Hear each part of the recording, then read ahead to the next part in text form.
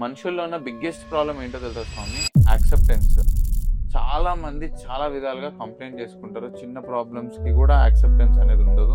Even కొంతమంది అయితే వాళ్ళ పుట్టుకని కూడా యాక్సెప్ట్ చేసుకోలేరు. నా పుట్టుక ఖరాబు, నేను పుట్టడమే తప్పు, ఇలా వాళ్ళ పేరెంట్స్ని కూడా ఈవెన్ వాళ్ళు కేర్ చేయకుండా యాక్సెప్ట్ చేయకుండా తిట్టేస్తుంటారు, ఫ్రస్ట్రేట్ అయిపోతూ ఉంటారు.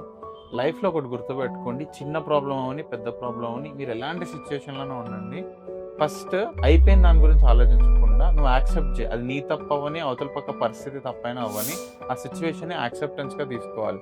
Okay, right no this happen to me, this is the problem, నేను ఉన్నాను ఇందులో, ఇంత మునిగిపోయాను, ఇప్పుడు ఇక్కడ నుంచి నేను ఎలా డీల్ చేయాలని చెప్పి నువ్వు ఫస్ట్ కంప్లీట్గా యాక్సెప్ట్ చేసుకోవాలి. పాసిబుల్ సొల్యూషన్స్ చూడాలి, దొరికే అనుకో వాటిని ప్రయత్నం చేయాలి, సొల్యూషన్ దొరుకుతుందేమో. అప్పటికి కాకపోతే ఇంకా యాక్సెప్ట్ చేయాలి.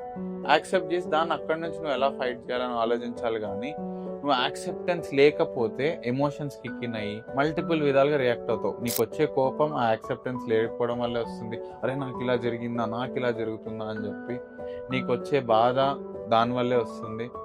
Everything, every wrong emotion, every wrong reaction is reacted to acceptance. అది మీకు బిజినెస్లో, రిలేషన్స్లో, ట్రేడింగ్లో, ఎనీవేర్. సో స్వామి, మీ అందరికి చెప్పేది ఏంటి అంటే, లైఫ్లో అన్నిటికంటే ఇంపార్టెంట్ ఆ యాక్సెప్టెన్స్.